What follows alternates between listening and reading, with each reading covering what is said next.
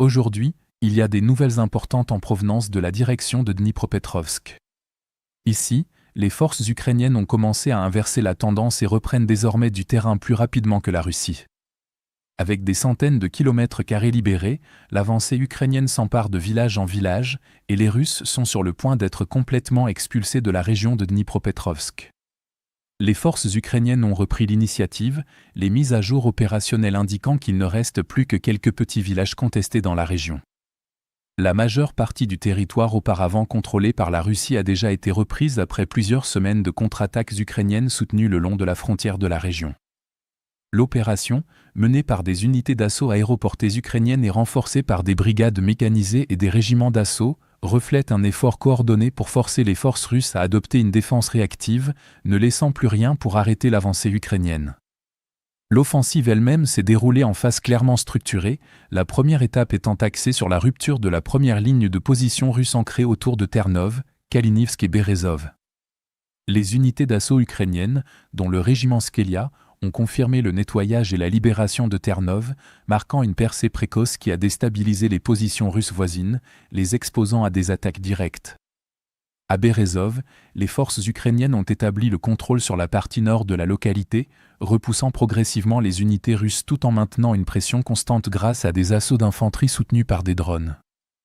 Parallèlement, une poussée simultanée a permis de nettoyer Kalinivsk, qui est devenu un point d'appui crucial, permettant aux forces ukrainiennes de se préparer à des pénétrations plus profondes en territoire tenu par les Russes. La deuxième phase a exploité cet élan avec une avancée rapide au-delà de Kalinivsk vers Novomykolevka, avec une présence ukrainienne confirmée dans la partie sud du village et des unités ukrainiennes continuant de progresser plus au sud en direction de Novovanivka, étendant leur portée et créant un effet de cascade sur toute la ligne défensive. Cette manœuvre a permis de déborder efficacement plusieurs positions russes, les exposant au risque d'encerclement. Simultanément, les troupes ukrainiennes ont ouvert un autre axe de pression en avançant dans. Cette phase a démontré un haut niveau de coordination entre les groupes d'assaut mécanisés et les unités de drones. Les combats dans le village se sont rapidement transformés en affrontements rapprochés intenses, l'infanterie ukrainienne nettoyant systématiquement les bâtiments un par un.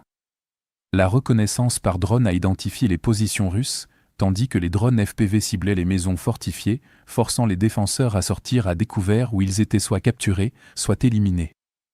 Des images de la zone ont confirmé la présence de véhicules de combat d'infanterie ukrainiens opérant à l'intérieur de la localité, signalant non seulement des raids mais aussi des efforts de contrôle durable. Malgré les tentatives russes de renforcer la zone, les forces ukrainiennes ont empêché cela grâce à des frappes de drones, ont maintenu le rythme et ont continué d'étendre leur présence. Leur avancée s'est poursuivie, avec des images supplémentaires montrant des troupes ukrainiennes se déplaçant entre Novoriorivka et Novovanivka, indiquant de nouveaux gains territoriaux. Cette progression a exercé une pression considérable sur le centre névralgique d'Uspenivka, tenu par les Russes à proximité, qui sert de centre logistique et de commandement pour les opérations russes dans le secteur. En le menaçant, les forces ukrainiennes sapent la structure globale des défenses russes, tandis que des opérations continues de recherche et de frappe le long de la ligne ont visé les concentrations d'infanterie et les abris russes, en particulier à l'est de Novomykolevka et au sud de Novoriorivka. Les tentatives russes d'infiltration à travers les zones grises ont échoué à plusieurs reprises, ce qui suggère une perte de flexibilité tactique et confirme que la situation a effectivement tourné à l'avantage de l'Ukraine. Pris dans leur ensemble, ces développements illustrent comment les forces ukrainiennes ne se limitent plus à un confinement défensif, mais dictent désormais activement le rythme des opérations.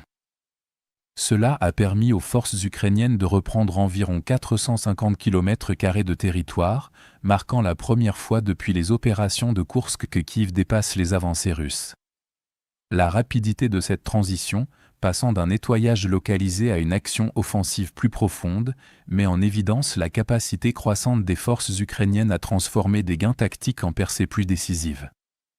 Dans l'ensemble, l'importance de ce changement va au-delà des gains territoriaux, car il démontre que les forces ukrainiennes peuvent absorber la pression, stabiliser le front, puis passer à des contre-offensives coordonnées qui obtiennent des résultats substantiels. Cela s'est produit à un moment crucial, juste avant que les Russes ne lancent leurs offensives de printemps, les forçant à reculer avant même d'avoir pu tenter d'avancer.